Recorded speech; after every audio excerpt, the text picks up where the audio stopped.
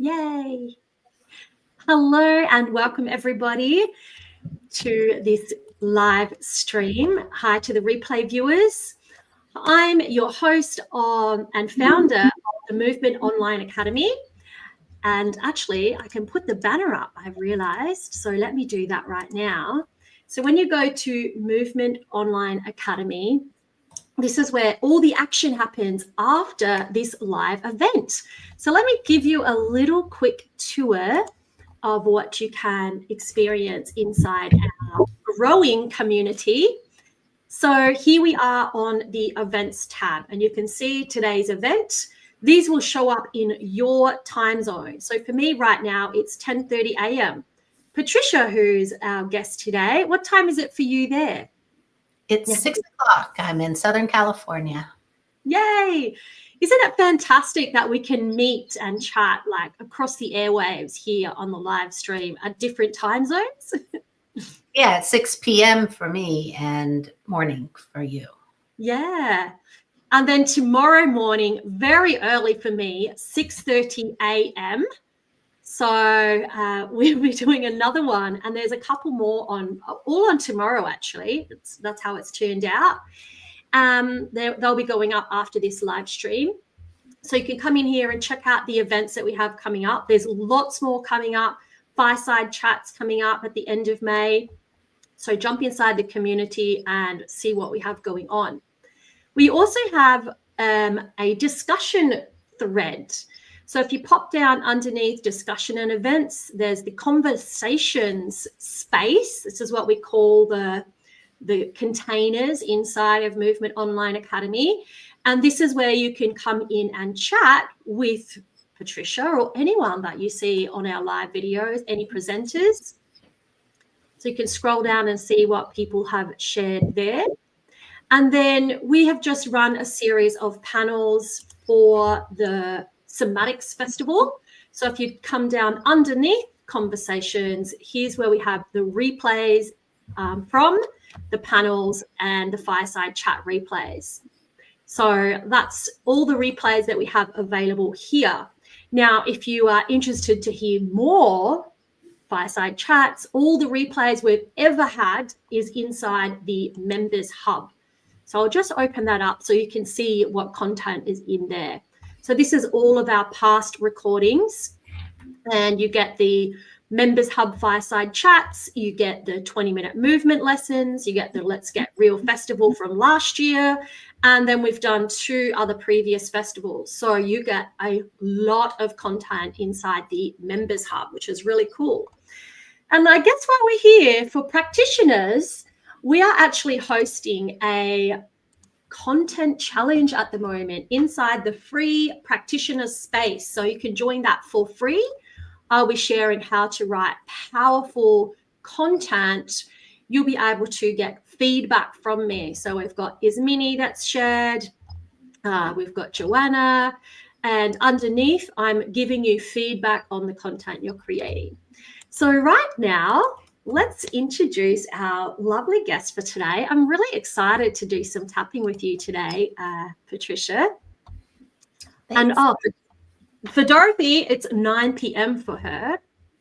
So it's just fantastic that we can meet together. So I've done a little bit of tapping, so I'm excited to see what this experience is like here on a live stream with you today, Patricia. Thanks, Angela. Thanks for being here, and thanks everyone for being here, and welcome. Welcome. So let me introduce you first. So have you ever been told you're just too sensitive? Patricia discovered that she was a highly sensitive person in 1996. The same year, research psychologist Elaine Aron first published her groundbreaking work on this trait. Since then, she's immersed herself in somatic practices, meditation, and personal development methods to enhance the gifts of sensitivity while mastering its challenges. Today, she guides others to do the same. She enjoys sprawling on her mattress-sized backyard swing. That sounds fun. Writing songs on her ukulele, proof that sensitivity and joy go hand in hand. Welcome, Patricia. Thanks, Angela. Okay, so I'm going to work with you today on a process known as the Emotional Freedom Technique, EFT, also known as tapping. It's been around a long time. You may have done it before. I teach it a little bit differently, both in the way I structure the speaking part and in the way we touch ourselves. So I'm just going to get right into it today because we only have 20 minutes. So I'm going to tell you about what you're actually doing, where you're touching yourself. So when we start with what we call the karate chop point, which is the side of your hand. Doesn't matter which hand you tap with or which hand you touch, either one is okay. And this is mostly done as tapping because most people aren't too overly sensitive here. So this is okay. Then we start with that. Then once we move on, we don't go back to the karate chop point. Then the main sequence is going to be inside the eyebrow, which is right here where your eyebrow starts, right here. Then on the side of the eye, which is literally the side. And then under the eye, which is right where you feel this bone. And then under the nose, between the nose and the lip, under your bottom lip. Then you go under your collarbone, which you'll feel where the bone is here. You're just underneath it. Then under the arm, which is right where the bra strap is on anyone who wears a bra. And then the crown of the head. And that's just right here. So the way tapping is normally done is you take a finger and you tap. Let's always use 2 fingers. And rather than tapping right down from the fingertips like so, tap more on the pads. It'll just feel a bit gentler to your body. And tap with those 2 pads just in that general area of the places that I just told you to do. Now start tapping as I'm talking, and I'm just going to be talking, and you're just going to be going through these points. And I'm going to be telling you the other ways that you might want to tap. So if you're tapping like this, just gently, it's not meant to be a thump. If you're tapping like this and it feels maybe a bit overwhelming for your nervous system, then you don't have to tap. You can just put your 2 fingers on the area, and instead of tapping, you can just kind of do a bit of a massage. And I'm going to exaggerate with my arm and wrist so that you can see, but you don't need to go big. You're just kind of sliding the skin across the bone. And then same thing in all the areas. So you're just kind of sliding. And again, you don't need to push hard. It's just enough to pull and push the skin over the fascia. So again, you can tap, you can massage. Feels, a bit invasive or intrusive for you. Then you can just hold your fingers there. You don't have to move them at all. Just hold them. When we move to the next place, just hold them. When we move to the next place, just hold them. Your body needs to know that you're there and that meridian is being stimulated. And as in Feldenkrais, you can drop out and come back in, if you ever start feeling overwhelmed. So those are the points. And now we're going to add the words. So I will make a statement out loud, and then I'll pause. We're all tapping. I'll pause, and you will repeat the statement that I said. Then I'll continue tapping. I'll say what I say. So maybe I say, it's sunny outside, and I pause. It's sunny outside. And then I go to the next thing. I love it when it's sunny outside. Now, if you really disagree with me, you can say, I hate it when it's sunny outside. But don't get too caught up on the words. You can make changes, but if you start thinking about, I'm tapping here and I'm massaging and I don't really agree with that, the words is the least important part right now, because this is all pretty innocuous. And we're just going to talk about being highly sensitive today. We'll do several rounds, then we'll stop, check in with ourselves, and then go around again, and then bring it to a close. So now before we start, just close your eyes and just turn inwards. Feel however it is you're feeling. Just sort of take the temperature of your emotional state, if that's what's on top for you, or your physical state, or if you've got a lot of thoughts going on, just tune into whatever that is. And we're going to check in at the end again, as in Feldenkrais. So open your eyes. You're going to choose a hand. We start with a karate chop point. And this one, I think everyone's probably pretty comfortable tapping. So repeat after me. Wow, I just found out I'm a highly sensitive person. And it's okay. I just found out I'm a highly sensitive person. And I really don't know what to do with that. I don't know if that makes me sound like kind of special and cool, or if it makes me sound like princessy in a bad way. Like I'm super precious and a pain to be around. Or like I've always got a problem with something and I require all sorts of special care and attention. I'm not really sure how I feel about it. It sounds like it could be a backhanded compliment, really. Or, I mean, maybe it's just a compliment.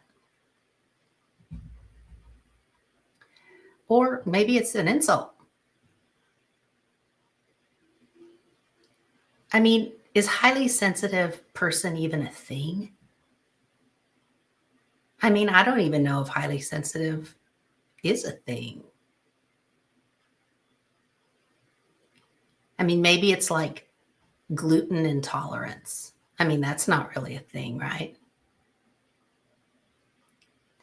I mean, some people say it is.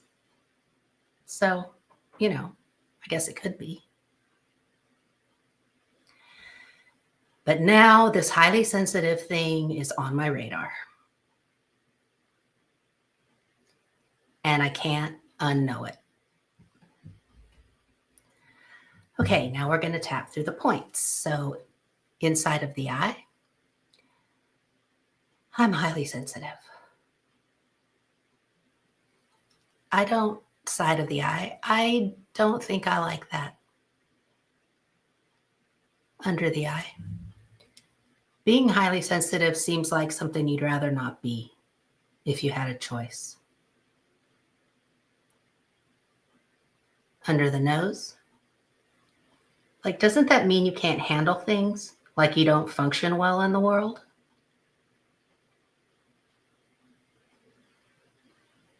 Under the lip, isn't that what it means? That everything's just too much for you? I don't want to be that. Under the collarbone, or maybe it means that I get my feelings hurt really easily, like a child. Under the arm, does it mean I'm like a child? Like if someone speaks to me in a rude voice and I get upset, does that make me childish? Crown of the head. I don't know about this highly sensitive label. I mean, they say it's a trait. But it just sounds like one of those new things they make up a name for. And then everyone jumps on the bandwagon. Sounds like a lot of trouble. And back to the inside of the eye. It definitely sounds like it's not fun. Like you're not the life of the party. Side of the eye. Like you're someone with a lot of problems. I'm not quite sure it's a good thing to be. Under the nose, but maybe it is. I mean, if there were some cool parts to it, would I be okay with that?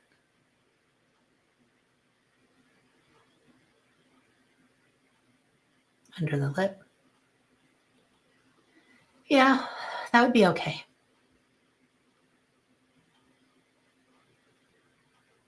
And now pause. And just breathe. And just sit with yourself. And focus your attention inwardly.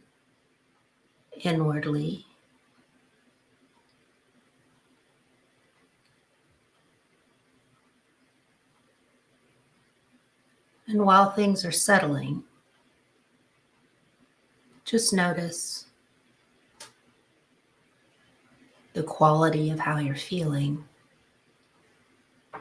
And it could be something going on in your head that you notice, or something going on like thoughts, or something like emotions, or something like physical sensations. Okay, we're going to go back for round 2.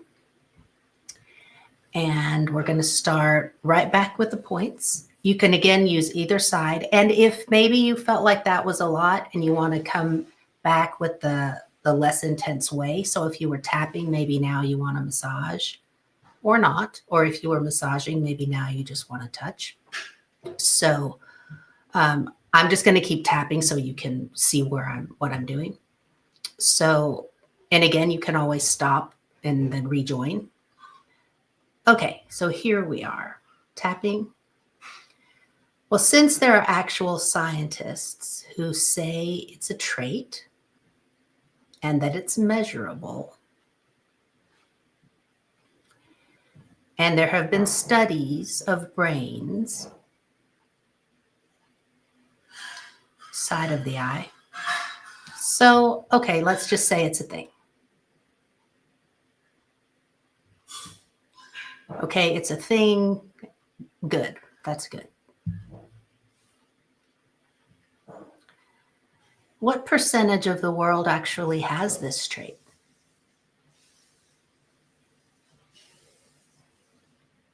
And then under the nose. Okay, so it's a trait. I'll believe that. It's a trait. And then under the lip.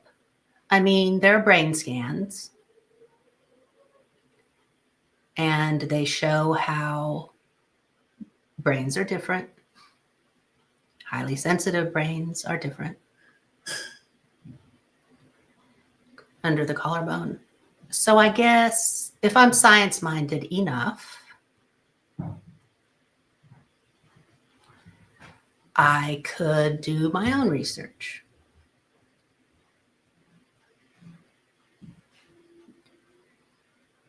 But for now, under the arm, let's just say I do believe it's a thing.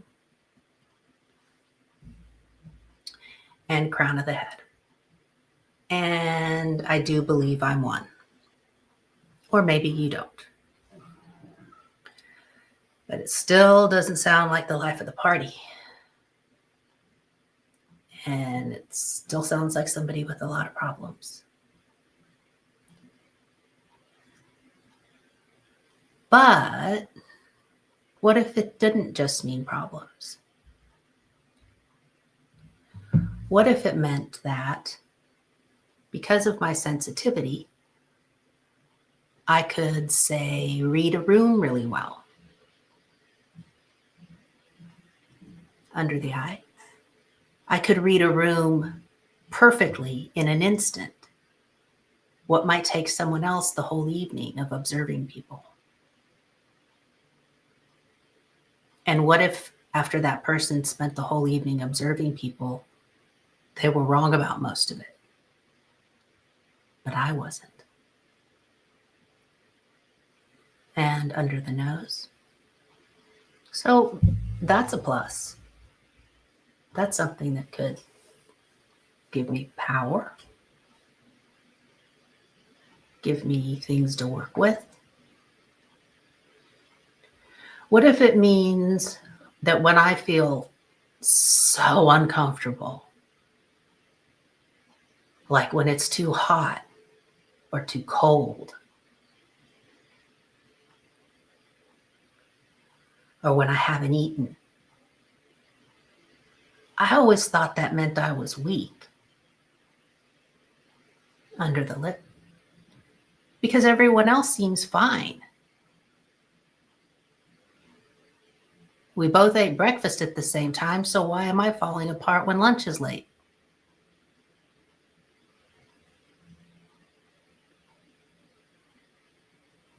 And under the collarbone. But what if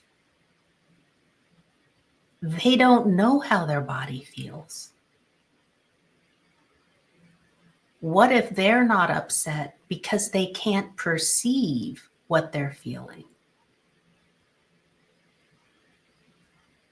So it's not under the arm. So it's not that they're stronger than me.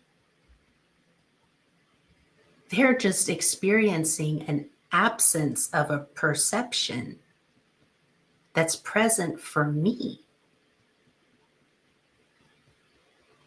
It's almost like they're blind where I can see. So, crown of the head, when I get overwhelmed by bright lights, it's not because I'm weak. It's because I perceive more.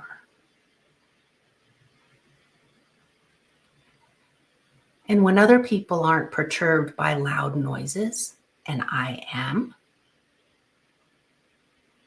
it doesn't mean I'm weak. It means I'm processing more sensory data.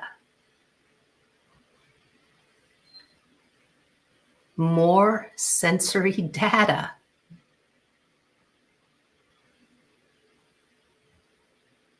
So it takes more bodily resources.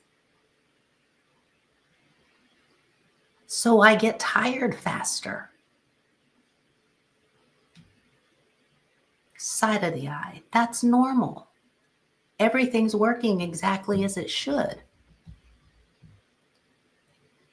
Under the eye, I've perceived more. I've experienced more. My life is just more intense than the lives of non-HSPs. Under the nose. That might be something cool to live with. I mean, what if that were cool? What if it's a survival advantage? And it allows me to experience the world more richly. Under the collarbone, what if that makes me stronger? What if the depth and breadth of my life is actually the richer for my sensitivity? And then under the arm. Now I may need different coping skills than non-HSPs. Crown of the head. The world teaches coping skills for non-HSPs because the world is built by and for non-HSPs. It's not built for us. So if it just means putting aside a little time to educate myself, to take care of myself a bit differently than non-HSPs do, I think I might be open to seeing how much richer my life is because of this trait. Yeah, I think I could be okay with that. So now I want to thank my extraordinary body for everything that it does for me, all that intensity that it processes, all the miraculous wisdom that lives in it. Thank you. Thank you to my body. I love you. And take a deep breath. And just sit with yourself. And as before, just take a look inside and spend some time really noticing how you feel now that we've done this.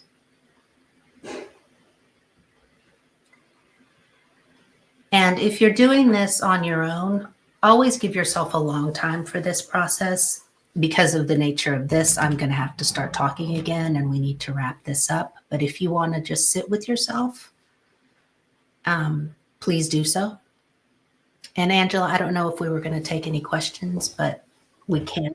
But for those of you who just want to sit quietly, do that. Thank you so much. I feel a lot calmer. There's a lot going on behind the scenes, and this helps so much. Anyone watching the replay can obviously comment on the channel or join the Movement Online Academy and speak directly to Patricia. She is an expert at HSPs, and this stuff works. Thank you. Thank you, Angela. I'll end. Goodbye, everybody. You want to say last words? No, I hope you feel great. If you have any questions, please reach out through DM, or you can email me. My email's everywhere and I'm always around. Yay. Thank you.